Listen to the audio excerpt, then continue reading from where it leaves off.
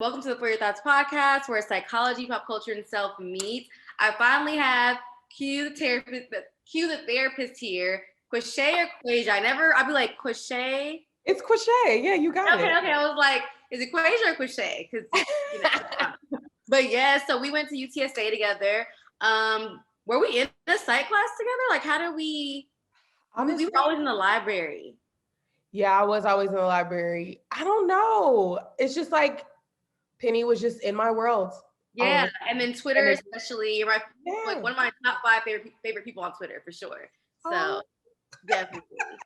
So she is a licensed professional. Happy Mental Health Awareness Month to you, as somebody who's like in this world as a Black woman. Like, we need more of you guys, for real. And I've chose her to be on the podcast simply because, okay, why is it like that? It's like motion censored. Okay. Simply because I feel like your approach to therapy and just approach to just like talking about real shit, like it's like you are open to vulnerability, but you're also very much so funny. And I think that like that's what we all like need to heal. You know what I'm saying? You have a great like approach to it all, especially via Twitter. And I can't wait to see like your brand grow and just like who you are grow, because I feel like you can change the world with like that type of attitude. So she's here to talk about all kind of like mental health things, intuition versus insecurity. The listeners know that last week I kind of dived into it by myself, but I was like, okay, this is a lot. I need somebody who studied this more than me to like dive into it. So first, before we get into everything else, we do a pen pal letter question, and we kind of like give advice. It's kind of like an icebreaker. But this one, I'm asking the question because I forgot to pull the questions because of my brain fog. So my question is, what is some advice that you'd give someone who experiences brain fog occasionally? I feel like I've seen it a lot on Twitter, more than normal. And even just with us working from home and everything going on, what would you advise as far as vitamins, as far as routine? Yeah, just go. Yeah, so obviously brain fog happens, right? Like, it just is what it is. It's natural. We are not, as human beings, supposed to always be on. We have, though, that culture of like always being on go, being booked and busy, being super productive. But that is not how your body works. Like, your body needs rest. So if you find that you're having brain fog, it may just literally be your brain saying like, I need to shut off. So my approach in my personal life and in therapy is to live as much as you can in harmony with your body as possible. So if you feel that like you can't today, then just don't. Yeah. Right. Like it's like really simple, right? But if you feel that brain fog is happening, like take some stock, like, okay, what's going on in my life right now? Am I stressed? Am I overwhelmed? Am I overworked? Has something really significant just happened to me? Right? Because you may just need to sit and process. You might just need to like do some chanting, do some journaling, right? Take a hot steamy shower. Just right? You might need to take care. It's kind of aligning. Yeah, you might need to take some time to take care of yourself. Or am I hungover? Like, you know, like, why are you expecting to be on? It's like, it's not gonna happen today. That is true. Right. So it's also not the end of the world. Right. But we live in a culture and we live in this like very pro-productive society where it feels like if you're not always on, you're off. But that's not how your body works. So like I said, take some time, take some stock to figure out what's going on. If you just need a day, you may need some extended time off work. Like, okay, let me schedule a weekend. This is happening more often. Like, let me schedule a weekend where I do nothing. You know, let me take care of myself and like sort of reset in a very natural way, as opposed to like, I'm not going to be the therapist that tells you to like fake it till you. It's not that. I'm never going to say that. It's just not going to happen because it just makes you more tired. And I would rather like take the cue from my body that I need to rest. Obviously, it's good to take multivitamins. I'm not a doctor, so I can't advise which ones to take. I'm a Black person. I have low vitamin D. I have low iron. So iron, yes. Girl, like hello. Iron low. Very sleepy girl. Okay. I was literally taking a nap. Like at 4:00, I was like, oh no, I gotta take a nap. Like, I love my nap. And you always tweet like, oh, I'm about to take my nap. them 25-minute naps, they hit and you need them. I don't know why we think that taking a nap makes us like weaker or like we can't handle the day or whatever. Like I did that. I'm like, I'm taking my little nap. I've been taking naps like since I was like 18. Yeah. And I've trained myself to sleep. Like if you know that you need to only take a short nap, you got to be slightly uncomfortable, right? Like don't lay in the bed under your covers because like the 25-minute nap is just not going to happen. Like maybe sit up on the couch propped up or sleeping in your car if it's safe, like from work, go out to your car and like take a quick 30. Girl, it's better than coffee. Just don't get under those covers. Just don't get under those covers. But yeah, no. So like if you're vitamin deficient, obviously that's going to affect like your cognitive ability sometimes, especially with certain vitamins. You just, you need them. If you're protein deficient, if you haven't drank enough water, right? So definitely I say this to everybody who's listening. If you haven't gotten a physical in the last 12 months, when this podcast is over, go schedule a physical with a primary care physician and get a full lipid panel so that you know how to better take care of yourself, because some of the vitamin deficiencies like vitamin D can affect your mood too. So, you definitely want to know where you stand before you just start taking a bunch of supplements, because you may be taking something that your body doesn't need. Right. Yeah. And it's always like, sometimes it's like, okay, it might really be like, oh, I'm depressed right now, or I'm anxious, but sometimes it's just your body needing certain like nutrients and stuff like that. What was it called again? Because I know whenever you get a physical, you have to request the lipid. Full lipid panel. Lipid panel, yeah. Because I know I got a physical, and I thought that they were going to do that, but they didn't. So that's what I need to do also myself. Right. Sometimes you have to say it. I mean, because obviously the doctor is going to run whatever test, but advocate for yourself in the doctor's office, which sometimes is hard and intimidating. But ask for a full lipid panel. Like I said, my grandma taught me that. She's like, look, you're going to the doctor, you have to advocate for yourself. These are the things that you need to ask for. Even when you're screening for STDs, you have to ask them to screen you for everything, regardless if you've been exposed, whatever. Just ask. Right. Just tell them. Yeah. Okay, so thank you for that, because I know that I've taken one before and I was low iron, low vitamin D, but I still don't take those two, which I should probably do that if that's and I take like all kind of other, I'll do like St. John's wort, I'll do like fish oil and other stuff, but it could just be the iron and vitamin D that I need to like re-up on also. Right, to help you feel better. Yeah, absolutely. Okay, so we'll start like with your story and how you got into this. Sure. Then we'll go into the intuition versus insecurity. Then we'll go into adult ADD, which is something that I struggle with, and I know a lot of people are like discovering that now, or accepting it more so now. So sure. Yeah, like how did you get into this work? Like, what's your story? What brought you to be a therapist? So when I was younger, I've been one of those people that have always been very like just naturally intuitive, naturally a visionary, naturally a legend. No, but so when I was younger, I like just knew that I wanted to be an attorney. Like that's what I wanted to do. Yeah. Right. I can see that though for you too. Really? See, I'm like, you can't see it, right? No, you can. No, I can't. But I wanted to be an attorney, and I would be watching like True TV, like when it was like court. Right. Like not all these fancy shows we have now, but like straight up court. Like courtrooms type. Boring. And I'm like a little girl. Everybody else is watching Recess and I'm watching court. And so you were watching the Powerpuff Girls and you was over there watching court. No, but I was still watching Powerpuff Girls. Don't get it twisted. No, but it's one of my coping skills. No, but yes, I wanted to be an attorney. But in high school, which I'm very, very grateful for now, they offered like some sort of like laws learning. I don't know if they call it torts or something. I don't know.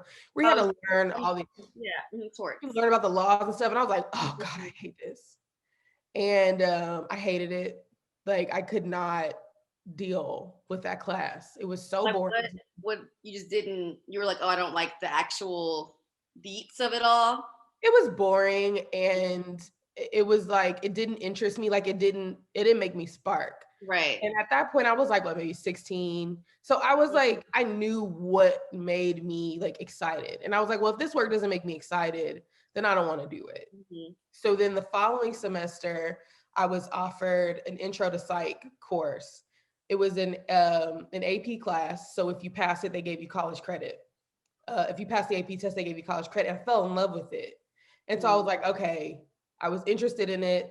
Obviously, mental illness had affected my family. So I was like, okay, it gave me an idea of like what was going on. Cause you know, when you're a teenager, things are going on in your family. Like your parents Right. will take trying to talk to you about like what it is, right? So it Mhm. gave me an opportunity to like know what was going on, and I loved it. So I was like, okay, when I went to But do you care to UTSA, go into do you care to go into the deets of it? Or not like no, deets I of don't it? mind. Okay, yeah, just I to don't like mind. get a better When I'm picture. sharing my story, I try to be mindful of how that interjects with someone else's story. Got you, So got you. I try to be mindful, but my mom was diagnosed as schizoaffective when I was like 13 or 14. Okay. She was first diagnosed as bipolar 2 and then as schizoaffective. And I had no idea what was going on. We didn't have anyone else in the family that had been diagnosed. They probably had the symptoms or could qualify for the diagnosis, Mhm. but to my knowledge, no one else had it. And so I was really confused. My aunt has that as Right. I was mhm. really confused because she was having symptoms and then she just didn't anymore. And from what I understood, I was like, well, isn't this like permanent? Mm. And so I was really confused. And so I wanted to understand what was going on there. And I wanted to just be able to help other Black people that kind of come into mental health clinics, like have somebody that looks like them, have someone that can understand our culture. Like, obviously, I have this language now. When I was younger, I was just like, I just want to help, you know? But now I see that there's such a need for people of color, people from all different backgrounds, like to be in this work, and that my background doesn't disqualify me, it qualifies me to do this work. So Yo, boop, boop. love You that. know, because sometimes you feel like an imposter when your parents, you know, you go to school with all these people from all these different backgrounds, and like my parents don't look anything like, you know. Right. Like any yeah, but it's like we need you guys because that was one of my questions for later, but we could just go into it now because Sure. it's kind of for something as personal and as like deep as like therapy and healing traumas and healing things like that, it's kind of hard for someone sometimes of another race to truly understand like Mhm. what a black person or a person of color is going through. Like, so I Mhm. wonder, like, what are your thoughts on the fact that, or even just like how schooling was for you, how the theories were like, did you see any different like racial things that like should be updated now that we are more like awake and aware, you know? Yeah. Well, the good news is I went to school in Houston. So um we're a very diverse city. And so it's harder for white people to sort of be in this bubble of whiteness when Right. there's so many other ethnicities coexisting. So my university did as good a job as they could, like being culturally aware and culturally competent, and straight up being like, some of this is not going to apply to, you know, white middle class college educated men that were studied, right, when these theories were first, when some of these theories were first sort of written down, right? Mhm. So it was kind of like everything else, that you take what is relevant and you leave what isn't Right. when it came to my education. But I'm really grateful that I went to that program because it's really smart people running that program, like very knowledgeable people. And I definitely could see some of the disparities, maybe not so much on what the material was, but how that would come to play in a counseling setting with a person of color. And in Mhm. some of our assignments, some of our research assignments or whatever, they would actually make us come from that perspective. How would this theory apply to someone from a different background? That's good. So that was really helpful. And when I was going to school, I worked for the Harris Center. They call it MHMRA, or they used to anyway. And so I was working with, you know, low income or underserviced families. So it allowed me in real time to kind of see like, okay, this technique is not really going to work, Yeah, right? like for this demographic. For this demographic, for this culture, for this person's values, like these certain techniques aren't going to work. Yeah. So I always say, like, even to my own clients, like therapists are like snowflakes. Everybody has their own like paradigm. Everybody has their own theoretical context in terms of how they provide therapy. But for me, Mhm. since I'm always in so many different avenues, like I don't have one way of doing it. I Mhm. have to sort of be a chameleon which being a Pisces helps me, girl, because we are shapeshifters. So I'm able to know what my client needs, not just only intuitively, but like asking them. Right. So And like figuring out and going through that process to figure it out. Can you tell people, one of my roommates asked me the difference, which I know, but I'd rather you explain it, between like a psychiatrist, a therapist, a counselor, for people who are looking, because they'll like go and look and find the wrong thing, or it's harder to find a psychiatrist, of course, and things like that. So explain those differences. Sure. So a psychiatrist is someone who has an MD, is a doctor, a medical doctor, a medicating physician. So they can prescribe medication, and usually that's all they do. They don't offer any therapeutic intervention. You're just basically talking to them about medication. So if you make an appointment with a psychiatrist, you're going to mostly be talking to them about medical like intervention, what medicines to take, getting an antidepressant, getting an anti-anxiety medication, maybe something for your ADHD. That is going to be the conversation that you're going to have. Therapist and counselor, those words are used interchangeably. It's the same person. Okay. Someone with a master's degree who provides therapy but does not give medication. So at my level, I know I'm very well versed with medications, but I can't prescribe them. Right. So that's going to be the person that refer someone to a psychiatrist if needed. Right, if needed. So it's going to be a majority of your talk therapy, your 1 hour session where you talk about your feelings or learn different skills on how to cope with, whatever you're going through. And then you have a psychologist, which has a PhD. They don't have the ability to prescribe medication. A long time ago, there was some question about if they could like give some antidepressants in like a limited capacity, but it never passed into law. So a psychologist also went to school for talk therapy. They offer therapy. They can do more like psychological testing than I can do with my license. There's some tests that I can't administer, but they can. And they can also teach at a university level. With a master's degree as a therapist, I can only teach at a community college level. So it's the same psychologist and therapist as far as that is concerned. They get a bigger bag. I've always wondered because I definitely like that's one of my like long-term goals, but I didn't know if it was like going to get another master's or would it be like going to be a psychologist, because the difference is like really small, but it's just like I guess it's the bag, which actually is like okay. Yeah. And going to school, going to get your PhD is like a lot. Yeah. So there are some PhDs that have like an LPC license, like a master's level license, because if you go to get your PhD, and this is kind of like in the hairs, but if you go to get your PhD, there's also a doctoral level counseling license that you can apply for. Yeah. But it's longer, it's more expensive. And so if you already have your master's, well, let me just use my LPC license and you call me doctor. So it's like, whatever. I thought because I want to be called doctor, but well, I don't have time for that right now. So tell us about like your personal like mental health journey, if you want to share. Sure. No, I don't mind. I'm an open book. Listen, what they gonna do? Nothing. Might as well share it. You're not gonna beat me up. I've noticed it's better to share because it's like we all are going through the same stuff and thinking the same stuff, and you put more of a burden on yourself when you like kind of not everyone has to share, but when you think it's just you. You know what I'm saying? Yeah. So I think people find like goodness in sharing. It feels good. and it's meaningful, especially when you are using like recovery focused language, relating to your story in past tense, so that it doesn't, like re-trigger you as much. Because it's not happening right now. It happened before. Yeah. And just, sort of focusing on how you grew in spite of it, as opposed to focusing on, how it hurt you. I would do that in a more controlled setting. I wouldn't really share like fresh trauma in like a group setting. Like that doesn't help anybody, especially doesn't help the person. Right. That's good. That's good. I've never heard that word, recovery focused, or that phrase. That's good. That's good. Yeah, recovery focused language. It's just, it's just being mindful of how you relate to the story. Right. In the present. Talking about something that happened in the past. So for me, I didn't get mental health care proper until I was like 18. I know that probably sounds early for some people, but considering all the stuff I was going through, that's really late. Right.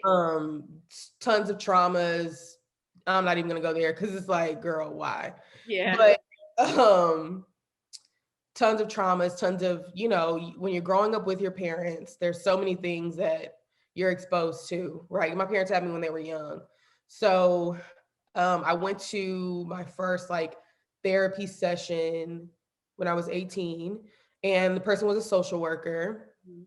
She ain't no shit. She Yeah. was like, not because she was a social worker, but because of the thing you said earlier. Like, she had no intimate understanding of how culture, trauma, and mental health. She had no idea how those things intersected. She She was had been probably through just nothing. using like her surveys and stuff. Yeah, like, she was Yeah. literally like, just count to 10 and breathe. And it's like, girl, Like that. It's are you dumb? So, she didn't work out. But the caseworker, who was not the therapist, was the one who like helped me transition into going to college and stuff like that. And we call it social justice counseling. I didn't know obviously what it was then, but social justice counseling is just going beyond thoughts and feelings, going beyond like skills on how to build interpersonal communication to actually help the person address any like physical needs. So like if a person is, unhoused, if a person is food insecure, person has, trouble finding a job, like, how do you feel about that? Girl, I'm pissed. right. Doesn't help, right? You have to actually like help them, Different. It's way different than that. right? To Right. help them meet the need, because the source of the stress or whatever, if it doesn't go away, they're not going to make much, right, improvement in therapy. And I think a lot of people, especially when you're coming from an underserved community, or if you're like trying to transcend that, you actually need that more, those more practical skills and resources. It's a Right. part of the reason why people say therapy is not helpful, because it's like, how does this change my actual life? Exactly. This Yeah. reminds we've talked about this before about like Maslow's hierarchy of needs, which is another thing that people talk about that has like a lot of disparities and stuff.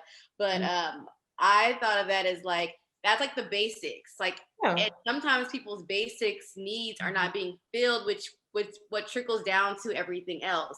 So Right. getting down to like those like like do you have a home? Like Healthcare. do you Yep. eat? Like some people don't, Mhm. and then you want to wonder why they're like fighting and doing all these things. It's like their basic needs aren't being like met. Yes. Mhm. So Absolutely. yeah, 100%.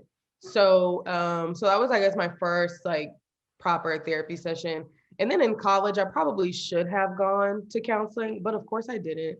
I I did. coped like how everyone else does, a partying, like throwing Mhm. myself in extracurriculars. I think I've functioned pretty well for the most part, but those private feelings behind closed doors is like, okay, something's wrong. Right.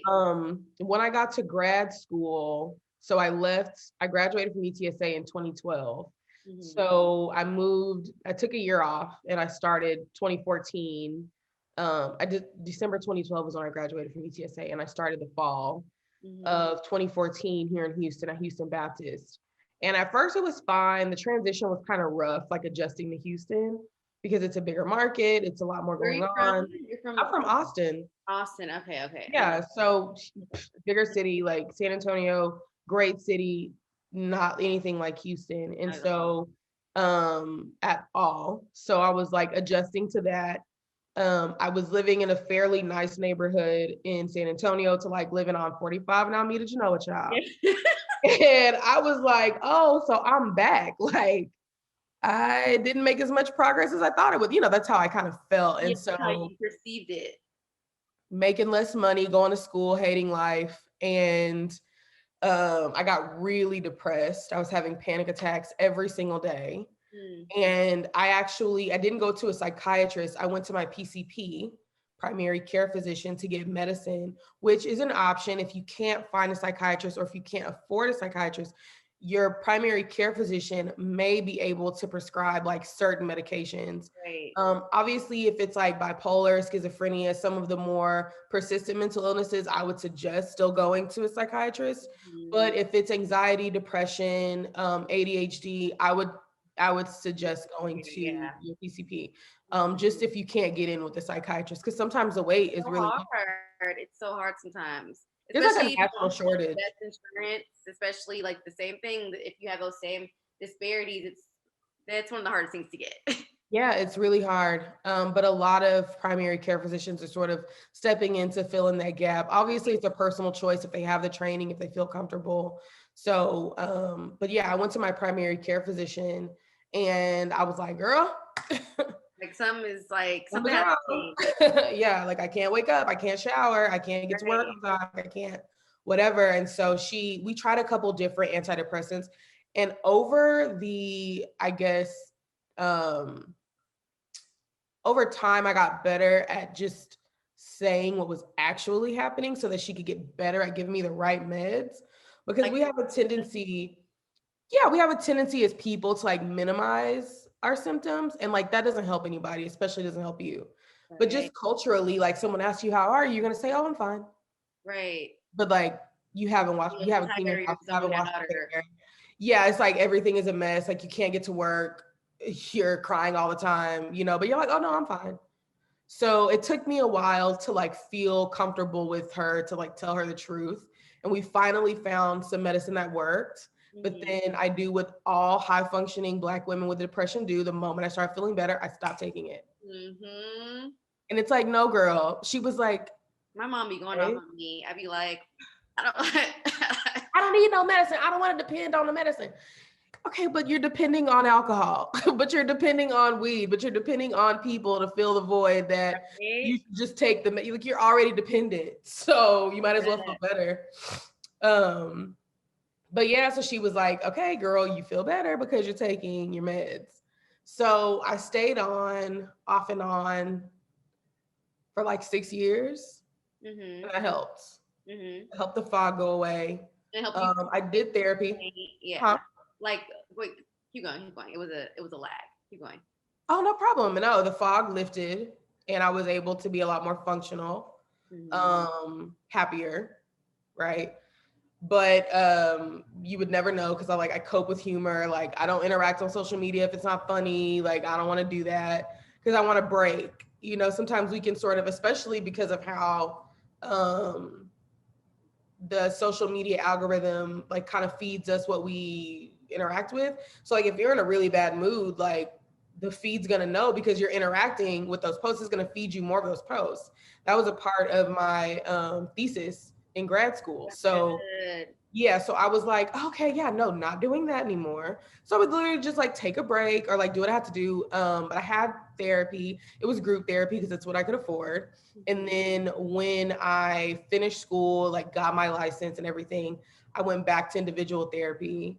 And so I had like functional issues like that you would commonly see with ADHD. So like not, well, there's 3 different types of ADHD. I know we're going to talk about it later, but We can go into it now since it's naturally flowing that way. We can do that. yeah, so obviously I was diagnosed with anxiety, generalized anxiety disorder, major depressive disorder, and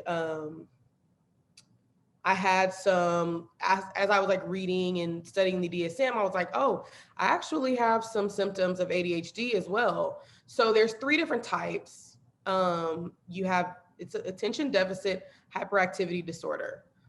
In the DSM-5, that's how it's classified. In previous DSMs, it was ADD, which is attention deficit disorder, and ADHD, which is the attention deficit hyperactivity disorder. But now they're just categorized as one, and there's 3 different types.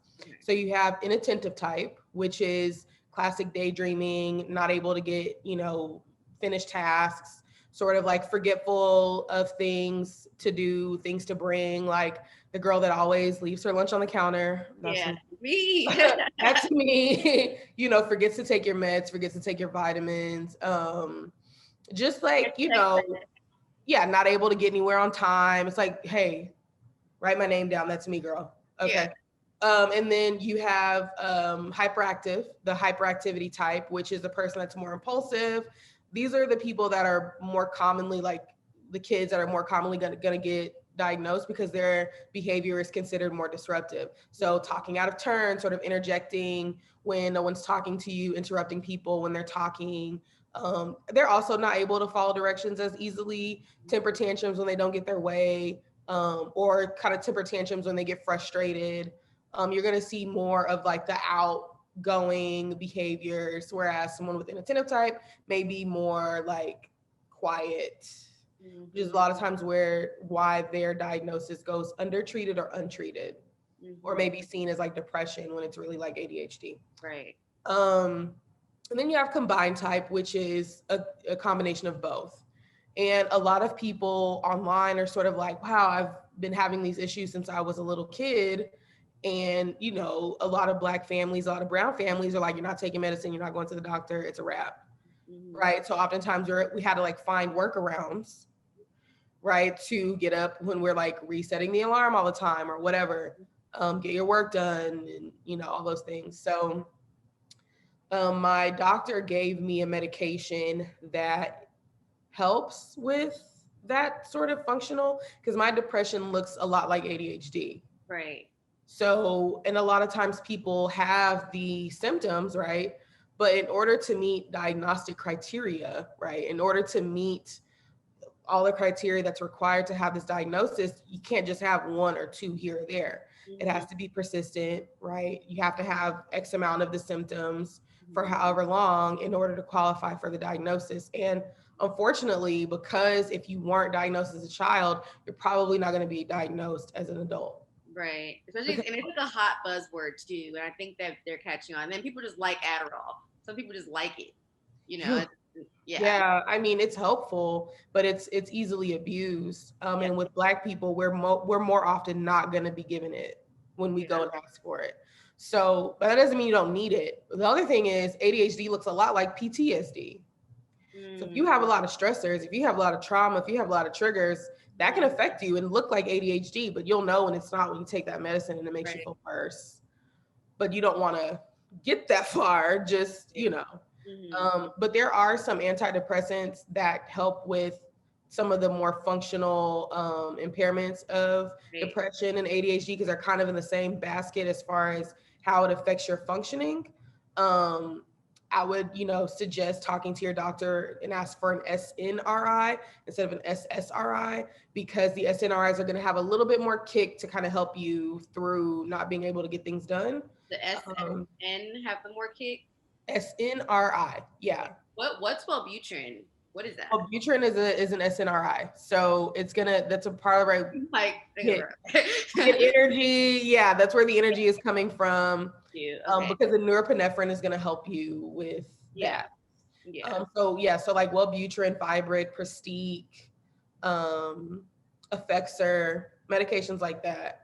Again, I've talked to my mom before on the pod, so it's like it's an open thing. But my mom had adult ADD and found out later she was like she is a lawyer, but she had to like stop working because it got like that bad. Also led into depression and led into all these things because she just couldn't understand why she wasn't like focusing like how she used to anymore.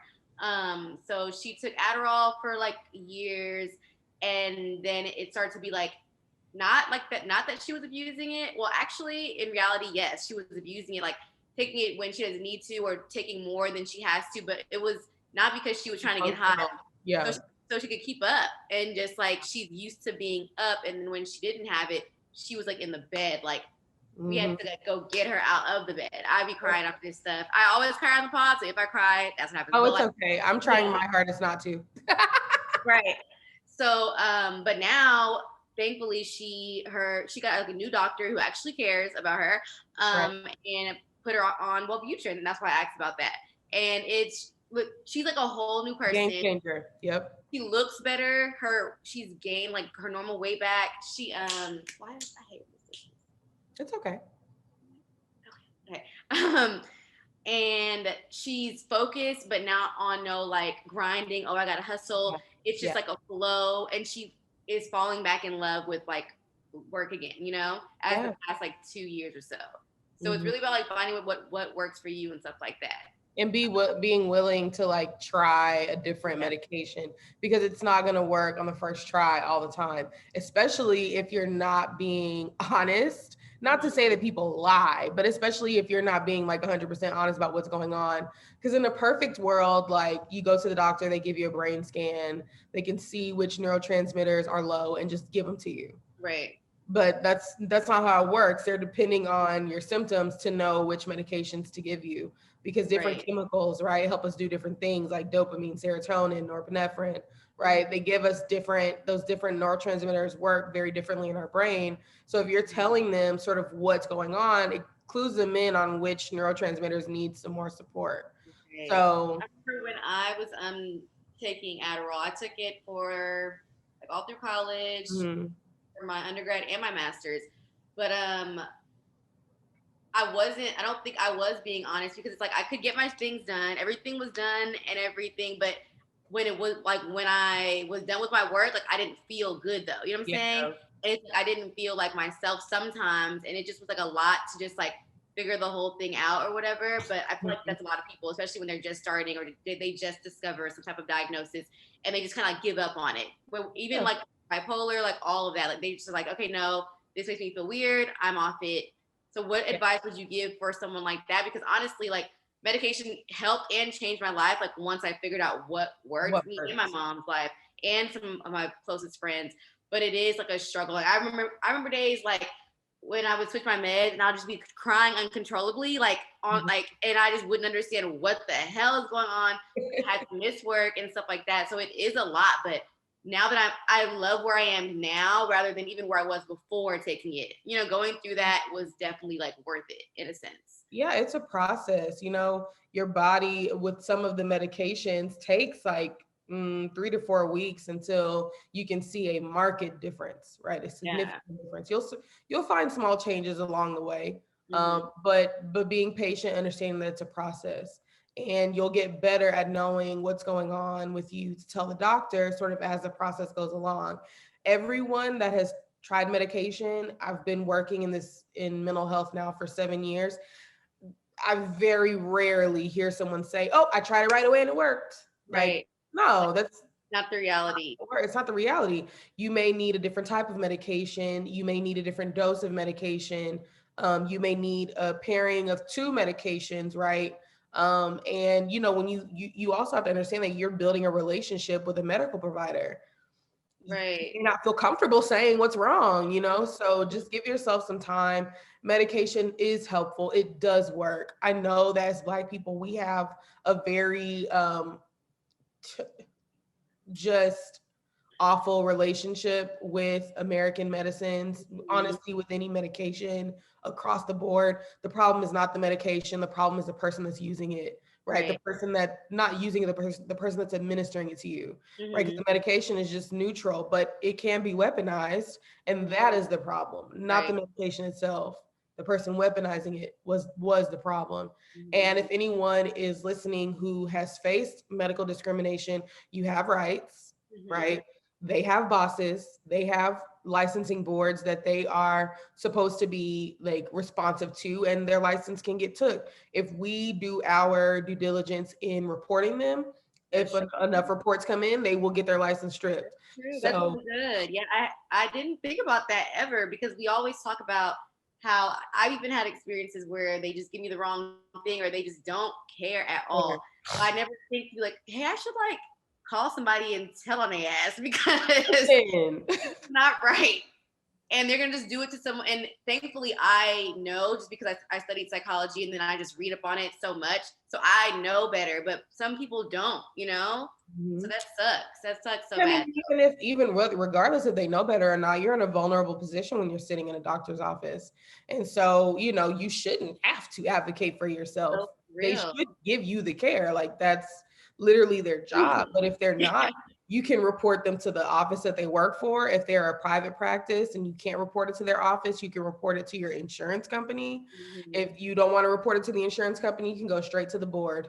You can go straight to the Department of Insurance. There are definitely, organizations, bureaucracies in place to hold these people accountable. And so, it's helpful to talk about it with each other to know, like, okay, it's not just happening to me, but then after that, right? Like, what's your plan of action? The plan of action should be, I need to report this to the people who are going to do something about it. And sometimes it would suck, like if it's like, especially if it's something like with your medication, it's like you want to say something, but you're scared they might like not give it to you, or they might be like, that it's just so much that goes on. That's a tenet of blackness in the medical field. When white people go to the doctor, listen to these commercials.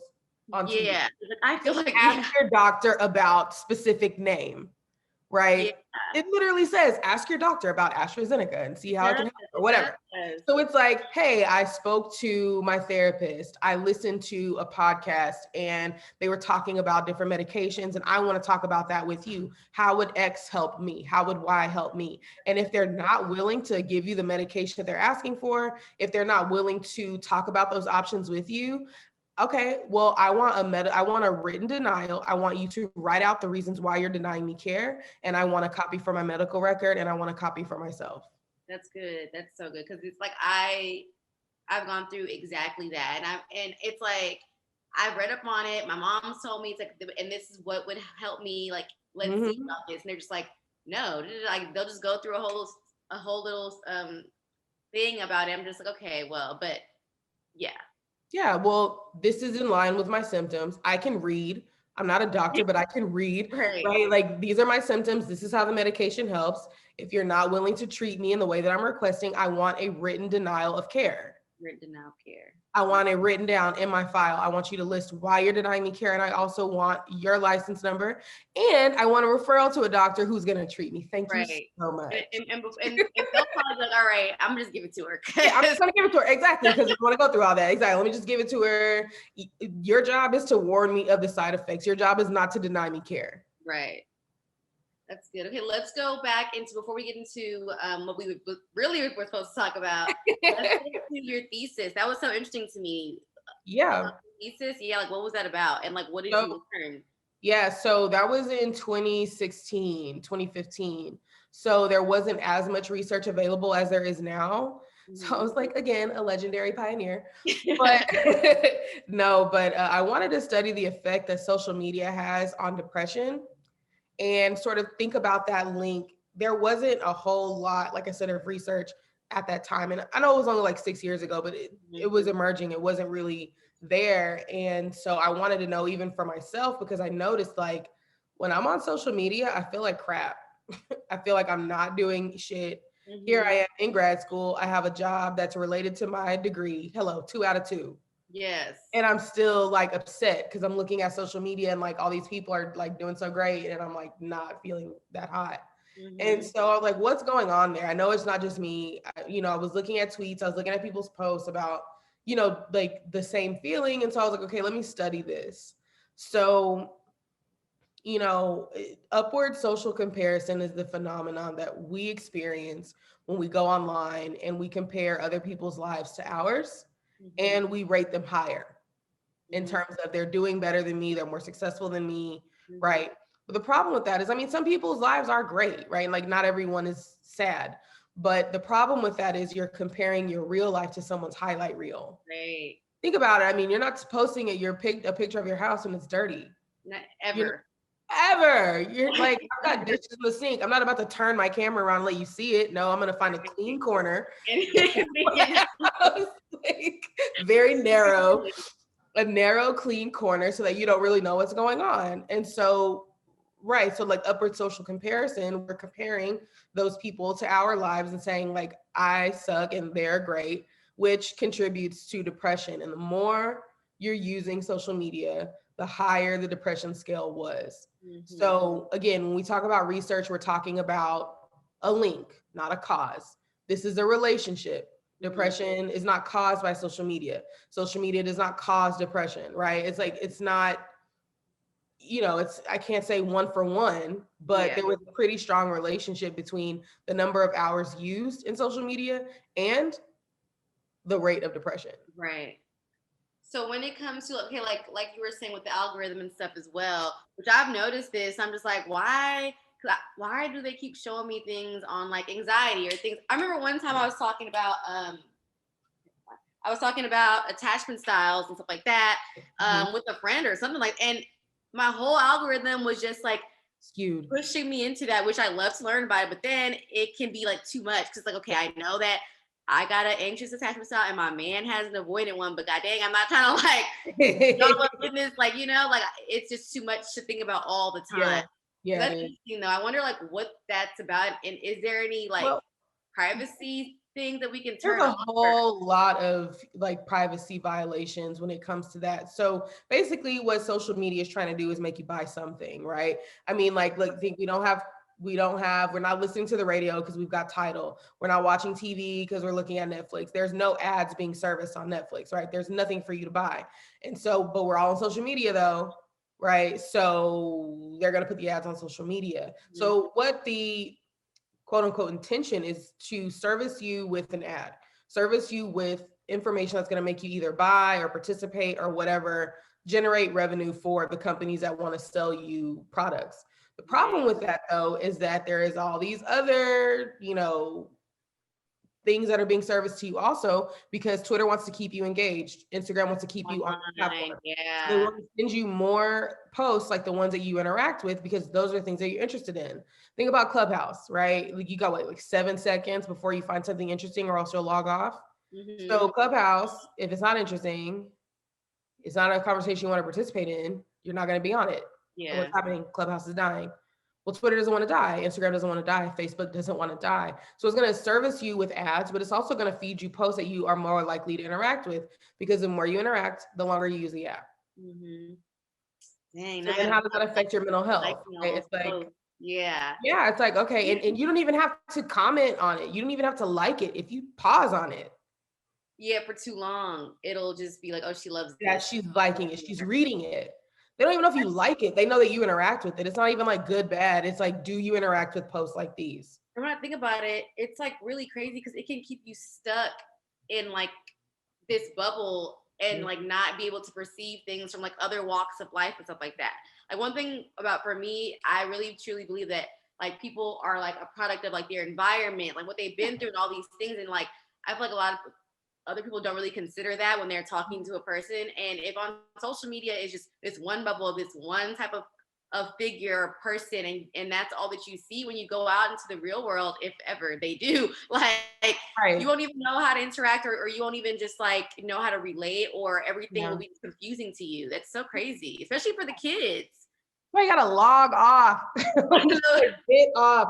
Go outside. Go look Yeah. at your mom. Go look at your dog. Like, get the F off social media sometimes, because honestly, it's going to put you in a smaller and smaller and smaller and smaller bubble when this is supposed to be like a worldwide connection. Right. World Wide Web, psych. It ain't. Hello. But it isn't, right? Because these people want to make money and they're making a lot of it.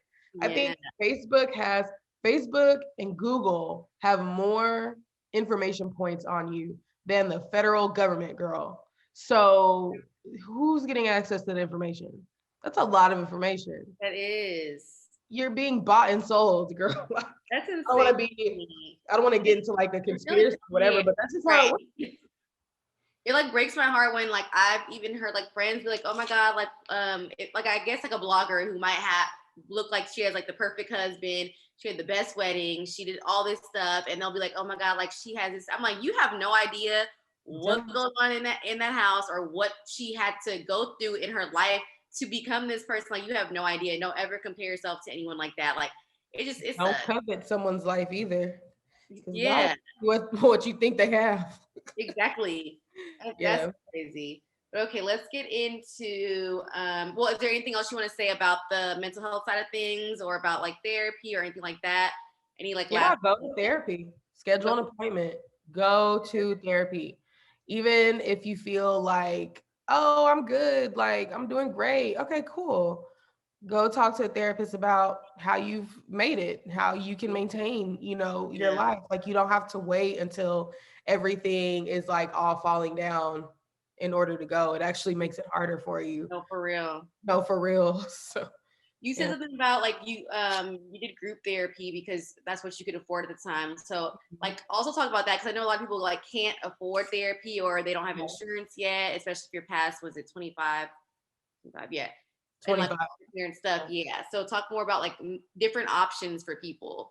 Absolutely. So there are, especially now that we're in a pandemic, we are still in a pandemic. There are a lot of support groups online for pretty much, if it's like disordered eating, if it's depression, if it's bipolar, if it's grief, there are tons of free online support groups that are available locally and nationally. So just do a quick Google search and say depression groups, free online depression groups near me, free bipolar support depression groups near me, free whatever. And you can definitely be connected that way. There are a lot of therapists like myself that offer therapy on a sliding scale. So if you don't have insurance, which is a big reason why I don't take insurance because a lot of people don't have it right now, you can find a therapist that offers therapy on a sliding fee. If you see one that you like on Psychology Today or whatever, give their office a call, ask if they do sliding scale. Meaning if your services cost, if a therapist services cost $100, they may be able to slide it back to $70 a session or $50 a session, just depending on what your financial needs are. There are also mental health authorities in every single county. So for Houston, it's the Harris Center, Legacy Community Health. What else? The Harris Center and Legacy are two big ones. Yeah. They will give you quality mental health care, either on a sliding scale or even for free, depending on what your income is. So after this, probably like email me and I'll put all of the things like in the description. Yeah, for sure. So if you're not in Houston, I know a lot of people that are listening to you are probably on the East Coast. Just Google your county. You know, what's New York City? What do you mean? In like What's Queens? the county name? Do you have a county? Do they have county? Like Queens, Manhattan, like Brooklyn. Oh, boroughs. Boroughs, Okay. the boroughs. Okay. Yeah, I'm got cultured, but I ain't that cultured. No, but they are called counties. It's still counties. It's still a county. Okay, so like Bronx County Mental Health Authority, Queens County Mental Health Authority, whatever, borough or county you're in, just Google that plus Mental Health Authority, and there should be a list that pops up for you. Because the states are receiving funding, so they're gonna have it, and it's dependent on your income. Then if you do have insurance, so I work for a managed care organization, which is Medicaid, that manages the care of I work for an insurance that manages the care of Medicaid, people that qualify for Medicaid. But regardless of whatever your insurance is, you can call and ask and say, hey, I want a list of therapists that are in my area. They'll help you find one, and it's free. It's included, and they can sometimes even help you book the appointment if you're struggling with like calling and getting someone on the phone, because unfortunately I love therapists, but girl, sometimes they just don't answer the phone. Yeah. So you can have someone from your insurance company help you. Like they might call like a care manager or a case manager, a care coordinator, different language from different insurance companies, but they'll have someone that can help you find a therapist. But especially, in this pandemic, people are losing their jobs, their way of life, their family members, their friends, like we can all use it right now. Our needs are definitely under attack right now. Like seriously, so bad. Another thing, I feel like some people like who might have lost their job or whatever are like afraid or embarrassed to go and get Medicaid, but it's like, no, go get that insurance, especially like in New York City, like go get it. It's free. I've had to get it before. I know friends, especially as a kid and a freelancer, like you don't never know what's going to happen. So like, go get that. You can get a therapist, you can get your medication, you can get everything you need. Gynecologist, all the things that you need. Like, so I want to definitely say that. Get your food stamps. If you don't want your food stamp card, girl, give it to me. For real. Okay, so lastly, we're gonna go into, and then of course we're gonna talk about your personal brands like that. Sure. But okay, I had tweeted like I really want to know like the difference between intuition and insecurity, and like that came from like a trauma, and that was because of my own shit, my own stuff. I was like, okay, I'm dating a great person now, but I have trauma from a past person, and little things that are very much so normal just kind of feel like a threat to me. Like I really be like bent. I'll be like, it could be the smallest little change in an attitude, or like not a period at the end, or little things will like make me be like, what's wrong? What happened or whatever. And then I realized like, okay, no, like this is not like me being like my gut telling me that he doing this and that. No, this is me being like ridiculous right now, or just like responding to past things. So you said that's a good question. Trauma response is usually fear-based. Intuitive response are usually they usually provide clarity and peace of mind. It takes some practice, but tune in and scan your body. and be able to tell the difference. So let's get into that. And then I do want to talk about like codependency as well. I feel like you speak on that a lot too. So help us. This information is not supposed to be used as a substitute with a relationship with a licensed mental health professional. So I will start with that. but yeah, so we have what we call so the things that you just mentioned are called triggers, right? You're triggered based on maybe an experience or cluster of experiences that you had where you were mistreated or, et cetera, et cetera. The problem with those triggers is that sometimes they are irrational, which produce irrational thoughts, which produce irrational behaviors, which produce self-sabotage, right? Gosh. It's like, because it comes from a place in the past that's maybe not necessarily happening right now. And so I love the fact that online people are validating their experiences, right? These feelings that I have are valid. Yes, sis, go with that. But then also, right, the responsible, the healed, the acceptable thing to do is then to say, my feelings are valid, but are they reality? That's so good. That's so good. Right? My feelings are real, but are they irrational? Right? And you can tell when you scan your body, when you're anxious, your heart rate is up, your ears are hot, you're trembling, right? Your body feels like it's not at ease. So I say do a body scan. When I used to work with kids, especially when you don't have like emotional language beyond like the big four, happy, glad, sad, mad, it's also important to tune into your body and just see how your body feels. Okay, I feel happy. How do I know I feel happy? My shoulders are relaxed, right? I'm smiling, I'm laughing, right? My heart feels at ease, my back doesn't hurt. How do I know when I'm anxious? Oh shit, my shoulders are hunched over. I always clench my hands like this. That's clenching, I'm clenching my fists. Yeah. I'm clenching my jaws, right? I feel like I'm not at ease, right? My heart is pounding. So just do a body scan, see how you feel when the trigger happens, right? Not only for like the red lines, but like for the green lines too. Right. How are you gonna know when you're happy if you don't know what it feels like? Right. So, or if you haven't taken stock in how it feels. And so once you become, once that becomes fairly automatic, you can do that regularly, even if nothing's happening. Just take a scan. How do I feel? I feel regular. How does my regular feel? Yes, like what it feels. So when you don't feel regular, that's what that Something's is. Up. Right. Yeah. It's the easiest way. Just pay attention to your body, especially when you're a classic overthinker. Like me. I have to tune into my body, right? And oftentimes when you're anxious, you usually are also an overthinker. So like thinking about it is just not gonna work sometimes. Like going into like a rabbit hole in your brain and just creating all these scenarios. I read like about in this same topic, it's about like sometimes people don't really trust themselves and trust their thoughts and stuff like that. So it's like, and I feel like we learned that as a kid as well. When like a kid was told, okay, no, like that didn't happen, or you're not feeling this. If somebody was molested or raped, or even if just you felt weird, and your mom telling you, no, everything's okay. It's like, no, it's not. Yeah, even if your mom or dad doesn't apologize and they've hurt your feelings, it's like not trusting your thoughts and intuition is like a long-term side effect of chronic gaslighting and invalidation. Right. We do that to kids all the time. Literally all the time. All the time. Can you give an example about that? Like, yeah, absolutely. Yeah. So, let's say your mom does something to you that you feel is unfair. She never apologizes. She never acknowledges it. She says it never happened. Yeah. Or she said, just shut up. And chronically, right. Over time, or dad, or aunt, or uncle, or whoever your caregiver is, right?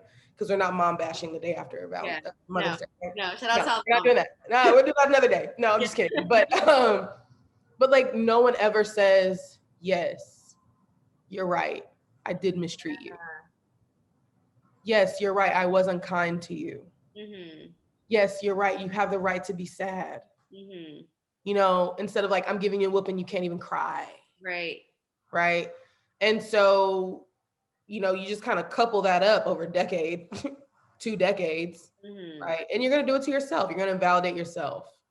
No one ever says this thing that happened to you is actually happening to you. Nobody apologizes about it. Nobody even talks about it. Mm-hmm. And yeah, you're gonna struggle with confronting your feelings and invalidating your own feelings because it's never been modeled to you. Mm-hmm. When we think about childhood, we compartmentalize it into this like, 0 to 13, time frame, but we learn how to relate to others and ourselves in that time.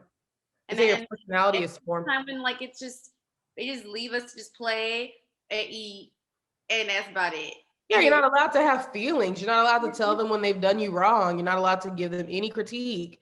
Any sort of conversation that isn't praise is seen as disrespect. So then when you're an adult, you don't want to tell nobody nothing, right. right? Because they're going to invalidate you, just like completely accept that that's the experience that you're going to have, even if it hasn't happened. What are some healthy ways, I guess, to like outside of the body scanning to like let's say like someone is triggered, is it like counting to three, like to make sure that you just don't go over the ledge and stuff like that. And then ways that if you do have an intuition and a feeling, how can you figure out what's going on, whether Mhm. it's with a partner or family member, without it being like an attack on the both of you guys or whatever the case Yeah, may be. Yeah. that's huge. That's a huge process. Um, a good place to start is to just acknowledge and validate that that's how you feel. Yeah. I have a list of feelings words that I use with my clients. And I'm like, okay, go through this and pick out what resonates to you. Oh, Build I the saw you language. post that. I saw you post Yeah. that. Build the language because you can't communicate a feeling if you don't have the words for it. Right. And I feel like men, black men, well, men, period, they don't like because they're taught to not have feelings at all, in a sense.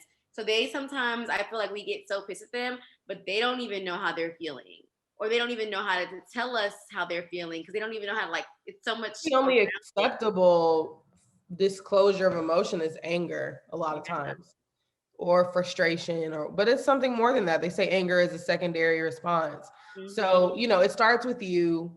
It starts here. So let me figure out how I feel, or at least figure out how to say this and just honor that that's how I feel. Mm-hmm. Right. So like for people who struggle with trauma, you might have some PTSD, and you might need to talk at length with a therapist, which is fine, because maybe the trauma doesn't affect you anymore, but the things you learn do, Right. right? The Like the. ways of being that you learned, right? So, Mhm. validating your feelings just by identifying them, start there. And then when you feel safe to have a conversation with someone, but the thing is, if you're going to have a conversation with someone, you've already done the work to identify the feeling. So now you have to do the work to be vulnerable enough to say it, Mm-hmm. And accept right? what you're about to get back. And it's not or not, right? You don't like the conversation, you didn't like the way it went, Mm-hmm. but then the aftercare of that is going to be to reaffirm that this is how I felt.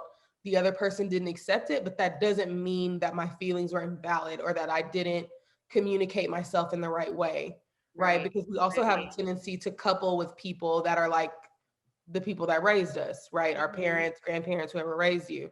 And so if you have a history of being invalidated, chances are you have a partner that's very invalidating, right? Mm-hmm. So, okay, I did the work. I did what Q said on Penny's podcast. She said, validate my feelings, put a word to it, and say the vulnerable feeling. And I didn't get the feedback that I wanted, but that does not mean that my feelings now are not valid or that what this person did to me didn't happen, Mm-hmm. right? This is assuming that the feeling is valid or that the thing that happened actually happened, right? In the case that the feeling is irrational, right? Okay, am I acting in the present, or am I reminded of something that has happened to me before, Mm-hmm. Mm-hmm. That's right? good. In Yeah. that case, you may not need to say, hey, you made me feel this way. Yeah. Just you just You gotta might let need it to pass. cope Yeah. and let it pass, because one thing about trauma is it can make us very impulsive. So let me just sit with this for, I always say 1 to 2 business days or 3 to 4 business days, Yeah. depending on how, triggered I am, and say, okay, where is this coming from? Mm-hmm. What am I reminded of something right now? And 9 times out of 10, intuitively, you're going to feel that you're overreacting. And so if you don't feel like you're overreacting, then revert to one of the other steps. But 9 times out of 10, you're like, okay, Like, dang, I shouldn't have done that. I did that. It's like, okay, I overreacted. And in that case, just be honest with yourself. Obviously, apologize to the person that you spazzed out on, and then make a commitment to actually solve the problems that you're having emotionally with a licensed professional. Because listen, we can read, we can journal, we can meditate, we can, chant and have crystals and burn sage and do Reiki. We can do all of those things. But if we are not talking to somebody who can help us in the physical, in the present, learn tangible skills of how we relate to ourselves and others, these problems are just going to fester. Yeah. It's like a Band-Aid sometimes. Do you think that, because I hear this a lot, it's like, okay, if you're dating or whatever, it's like heal yourself first and then, get into a serious adult relationship. Do you think that you can heal while in a relationship? And if so, like, what are your thoughts on that? Or like what have you seen as far as that whole thing goes? So healing is synonymous with recovery, and recovery is ongoing. Right. Right. Like, you're gonna make progress, but if you've had trauma, like serious emotional, physical, sexual trauma, you're gonna get only so much better, right? So the triggers are gonna happen. You're gonna still have to work with them, right? They won't be as powerful, right, as they were before. But healing is honestly the difference between am I where I used to be? Right. It's continuous. It's forever.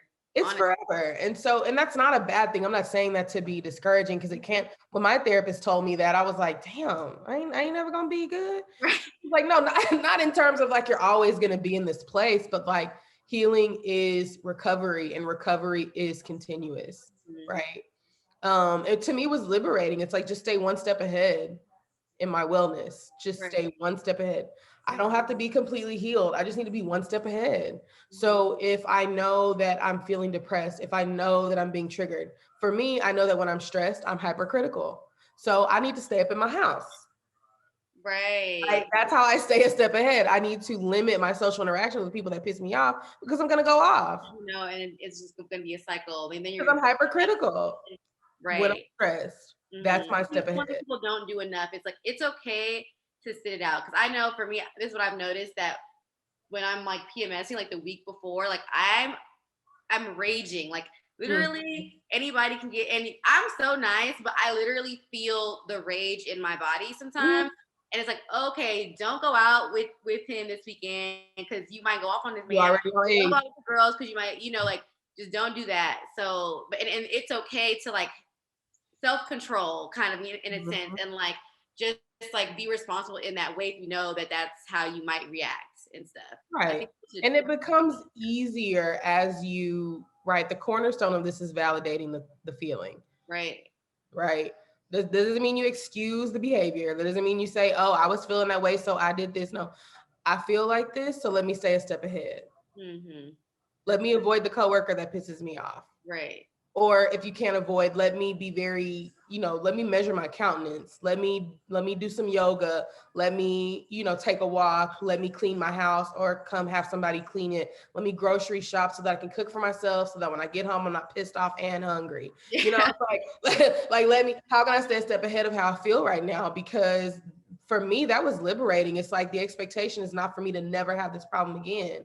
I just know how to solve it when it happens. Yeah. And that's what I think that we think, especially even as Black people who haven't been to therapy, we think that it's going to just fix it. Like it's just going to go away. It's going to fix it.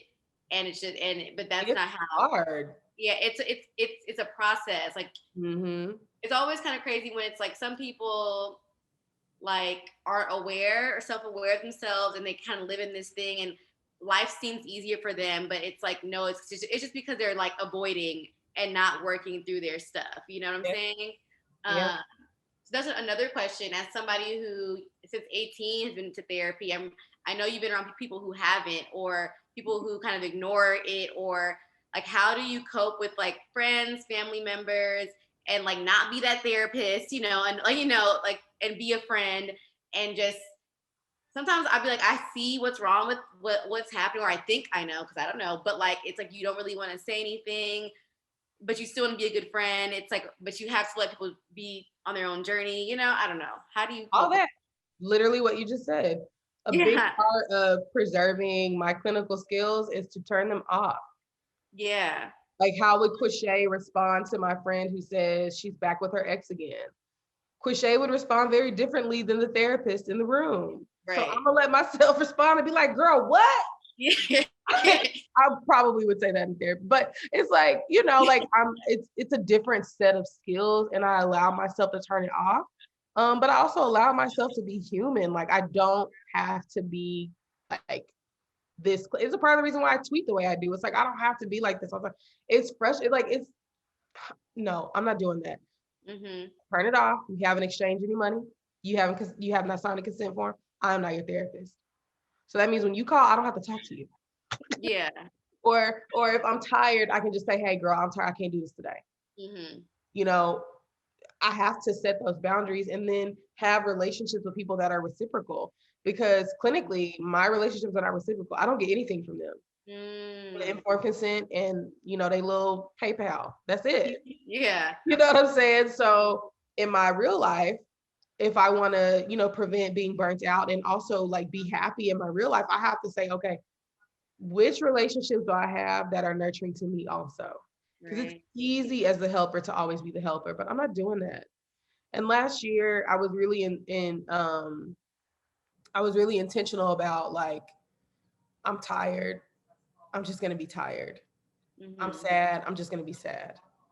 Right? I'm not gonna leave my grave clothes on, but if I feel like this, I'm gonna take care of myself in the way that I would tell somebody else to take care of themselves.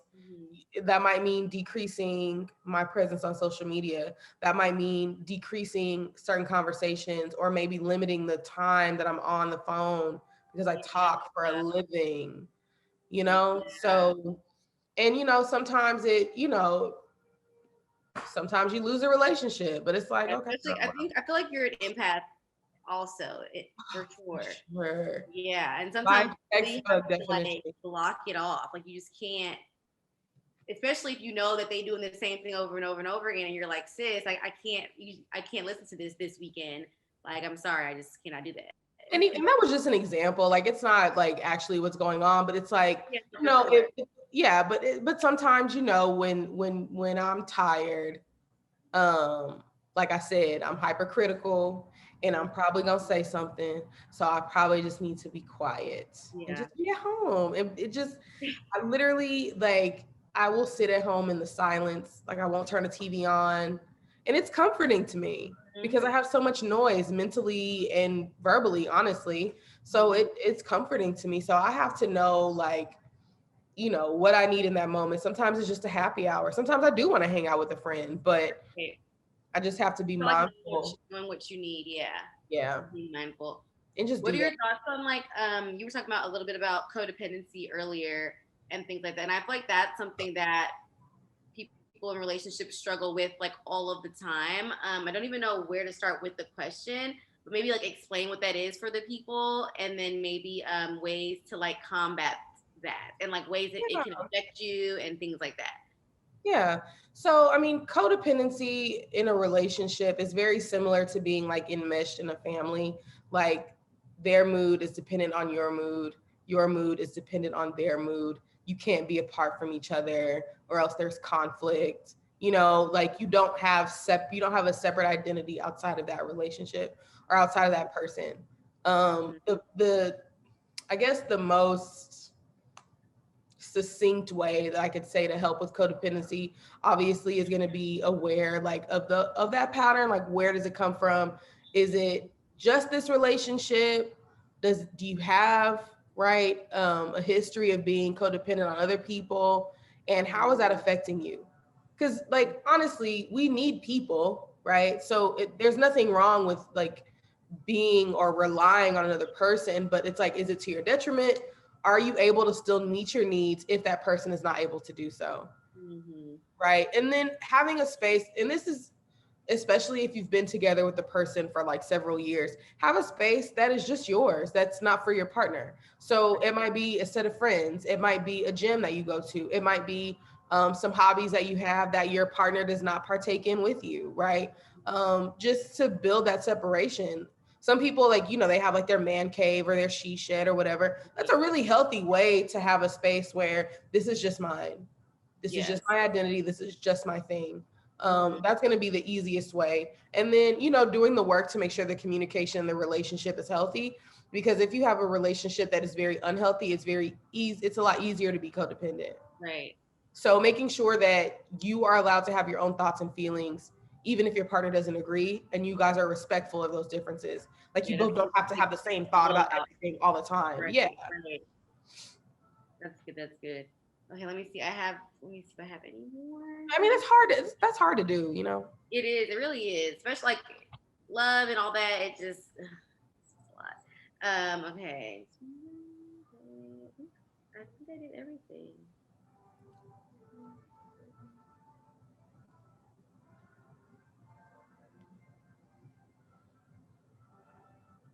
There's one that I didn't do. I guess we can just end it with just I guess coping skills for what we're all going through in this pandemic, and even just with like the race war and all the things that are happening around us. Just like a couple of tips, and then talk about your brand and like what do you have for your future, and then that'll be it. We did everything. Oh, yay, good. Naturally, we answered every question, which is crazy. That never happened. Naturally, girl, I'm Yeah. telling you, we're vibing. Yes. And for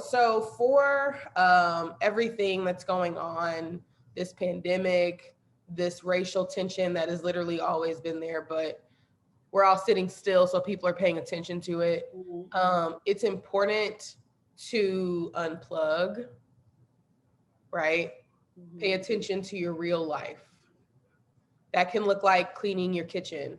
Yeah. That can look like folding your laundry, right? Take moments to get out of your head and into your body in your real life. Because being on social media all day long is very cerebral and it's draining, Right. right? Go outside, take a walk, build yourself a schedule, a routine Mm-hmm. of how you're gonna, do your day. Mm-hmm. Okay. Coffee and meditation, singing to myself while I'm in the shower, Book. playing my favorite playlist on my way to work, Mm-hmm. right? Find ways, especially if you're Black, to encounter joy, Mm-hmm. even if it's just for a moment. Mm-hmm. That doesn't mean that you're giving up the fight. But in order for us to run this marathon and not a race, we have to preserve, right? And we can learn from our ancestors who taught us how to sing while we work, who taught us how to joke while we're in suffering, right? Who taught us how to pray and have a spiritual connection. We can learn from them and use those same things today. Mm-hmm. Um, and so that's my advice to anybody. Making sure you're getting quality sleep, making sure you do your physical and take care of your physical body. If working out, doing a HIIT training is not possible because everybody doesn't have the energy or like the mental, like whatever to do that. Mm-hmm. If you talk on the phone with somebody, hey, take a walk 30 minutes while you're on the phone. Listening to this podcast. Hey, you know what? This podcast is 45 minutes long, hour long. Let me go take a walk or fold my clothes or cook dinner, right?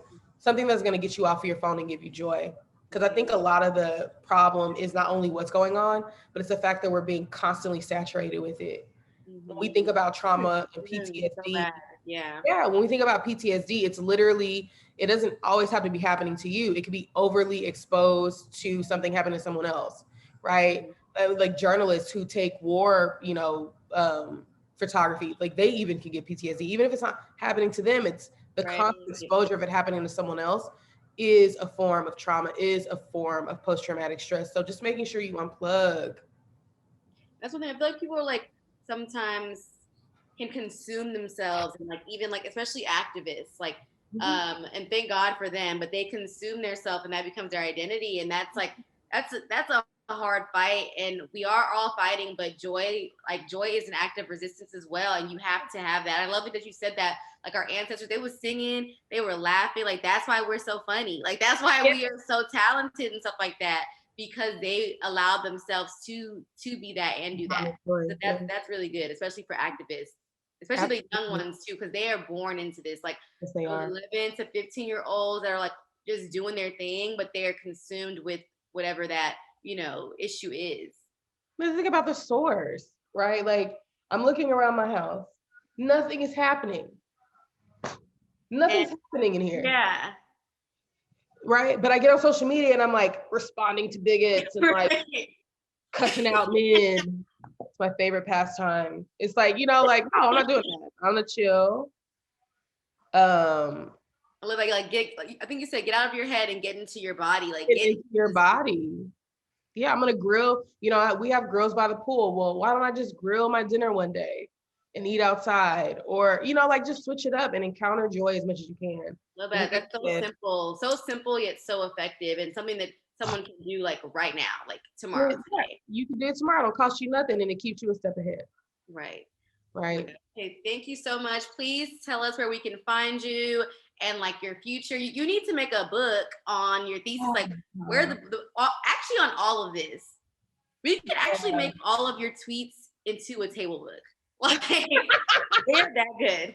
The funny one, wants to read that. The picture of it all would just be so good. You know what? I agree with you, Penny. My future is definitely bright, and I appreciate all of the accolades and things like that. We all have things that we're like working against as far as imposter syndrome, and so it definitely makes my heart glad that you think of me in that way. And reflection, girl, because you are doing it. Right now, I'm in a period of where I'm trying to rest, child. I'm just trying to get myself together because, going straight from high school where I was working and going to school to undergrad where I'm working and going to school and being in extracurriculars to working 2 jobs in the gap year and working and making wigs and Airbnb. You sent some good wigs. I remember that. Girl, yes. Listen, so through grad school, I just need to rest. Yes. And so that's what I'm trying to do right now is rest, but definitely expect all of the things that you are mentioning once I get some quality and sustained rest. Right now, my private practice is Radiant Life Counseling and Wellness. That is my baby. You can find me on Instagram at Radiant Life Counseling. If you need to set up an appointment, I'm doing virtual sessions because of the pandemic. It's just not safe to do in-person sessions right now. So I'm doing telehealth, which is just as effective as a face-to-face counseling session. I'm licensed to practice in the state of Texas because this is where I live. But due to the pandemic, I'm able to practice in New York State and California. So if you're listening and you're in California or New York State, you can definitely Texas, Cali, and New York are the top 3 people that listen. So that's good. That's perfect. Wonderful. Look at that. That's good. Yeah. So yeah, that's where you can find me. You can send me an email, you can send me a DM, you can send me a text. All of my contact information is on my Instagram. I post when I can. The good news is I've been really busy, so I haven't been able to be on my social media as much for my practice, but there's definitely something that you can take from there. I try to be as strategic as I can be about like what I'm seeing and try to get a feel for what people need to read. So yeah, I mean, if you guys have any questions for me, like absolutely hit me up. Yeah. I'm 100% approachable. I'm very down to earth. If you can't already tell. So cool. And whenever I'm in Houston, we definitely have to go get drinks. Whenever the panorama is basically kind of over, but yeah, we'll see. I'm vaccinated, girl, so I'm out. Me too. Are you a Moderna mommy? Yes, I'm a Pfizer mommy. Okay, that's cool. Mm-hmm. Pfizer princess. Pfizer princess. I'm gonna turn me down. Oh my God, thank you so much. I'm so happy that we finally got to do this. I feel like it'll be more to come. I definitely am going to do like way more content in different ways. And would love to have you be a part of it. And I will definitely put all of the links for all of your stuff in the description. And it'll come out Thursday. The audio will come out Thursday and the video will come out next Monday. So I'll send you everything. Like sure. So thank you so much. Oh my gosh. See you on Twitter per usual. Okay, boo. See y'all later. Have a good night. Bye.